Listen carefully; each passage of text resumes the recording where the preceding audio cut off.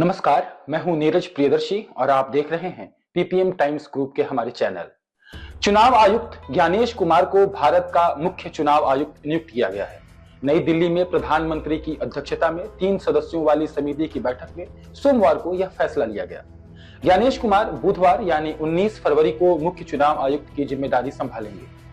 दिलचस्प है कि सुप्रीम कोर्ट में मुख्य चुनाव आयुक्त की नियुक्ति वाले नियम को चुनौती देने वाली याचिका पर सुनवाई से पहले ही इसकी घोषणा कर दी गई, यानी कि नया चुनाव आयुक्त बना दिया गया है। आपको बता दें कि इसी नए नियम से ज्ञानेश कुमार को मुख्य चुनाव आयुक्त नियुक्त किया गया है। कानून मंत्रालय ने सोमवार रात नियुक्ति की अधिसूचना जारी की थी। हरियाणा के मुख्य सचिव विवेक जोशी को चुनाव आयुक्त नियुक्त किया गया है। ज्ञानेश कुमार की नियुक्ति पर मुख्य विपक्षी पार्टी कांग्रेस ने आपत्ति जताई है। आपको बता दें कि ज्ञानेश कुमार 1988 बैच के केरल कैडर के आईएएस अधिकारी हैं।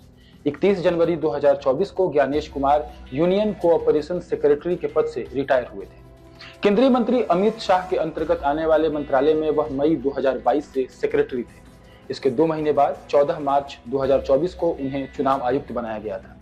15 मार्च को उन्होंने कार्यभार संभाला और उसके अगले ही दिन चुनाव आयोग ने लोकसभा चुनाव के कार्यक्रम की घोषणा की थी। चुनाव आयुक्त का पद संभालने के लगभग 1 साल के बाद ही वो अब मुख्य चुनाव आयुक्त की जिम्मेदारी संभालने जा रहे हैं। उन्होंने इससे पहले 5 साल गृह मंत्रालय में काम किया था, जहां वह मई 2016 से लेकर सितंबर 2018 तक संयुक्त सचिव और उसके बाद सितंबर 2018 से लेकर अप्रैल 2021 तक अतिरिक्त सचिव के पद पर थे। अतिरिक्त सचिव के पद पर रहते समय ज्ञानेश कुमार जम्मू कश्मीर के मामलों को देख रहे थे और अगस्त 2019 में अनुच्छेद 370 को रद्द करने की घोषणा की गई थी। हिंदुस्तान टाइम्स की एक रिपोर्ट के मुताबिक अनुच्छेद 370 को रद्द करने का कानून जब लाया जा रहा था, उस समय वह गृह मंत्री अमित शाह के साथ लगातार संसद में आते थे। अतिरिक्त सचिव के पद पर रहते समय ज्ञानेश कुमार जम्मू कश्मीर के मामलों को भी देख रहे थे और अगस्त 2019 में अनुच्छेद 370 को रद्द करने की घोषणा हुई थी। अंग्रेजी अखबार इंडियन एक्सप्रेस की एक रिपोर्ट के मुताबिक नरेंद्र मोदी सरकार का ज्ञानेश कुमार में एक नौकरशाह के तौर पर भरोसा इसी तथ्य से पता चलता है कि न केवल उन्हें गोपनीय विधेयकों में से एक जम्मू कश्मीर पुनर्गठन विधेयक को तैयार करने की जिम्मेदारी दी गई थी, बल्कि वह राम जन्मभूमि तीर्थ क्षेत्र ट्रस्ट के गठन में भी शामिल थे। इसी रिपोर्ट के मुताबिक कोऑपरेशन सेक्रेटरी के उनके कार्यकाल के दौरान मल्टी स्टेट कोऑपरेटिव सोसाइटीज यानी कि MSCS संशोधन विधेयक 2023 पास किया गया था, जिसका लक्ष्य कोऑपरेटिव सेक्टर में पारदर्शिता और जवाबदेही को बढ़ाना था। ज्ञानेश कुमार के चुनाव आयुक्त रहते हुए लोकसभा चुनाव 2024 हुए और साथ ही अनुच्छेद 370 की समाप्ति के बाद केंद्र शासित जम्मू कश्मीर में पहली बार विधानसभा चुनाव भी हुए।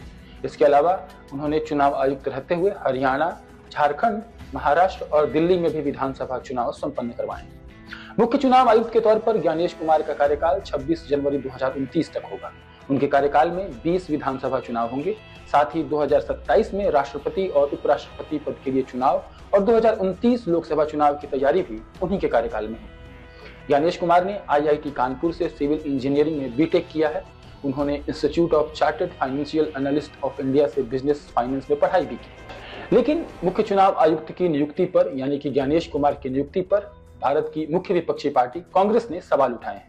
सोमवार शाम कांग्रेस के वरिष्ठ नेता और सुप्रीम कोर्ट के वरिष्ठ वकील अभिषेक मनु सिंघवी ने प्रेस कॉन्फ्रेंस करके कहा, मोदी सरकार मुख्य चुनाव आयुक्त के चयन के लिए 2023 में जो नया कानून the chief election commissioner and other election commissioner act लेकर आई है, इसे सुप्रीम कोर्ट में चुनौती दी गई है।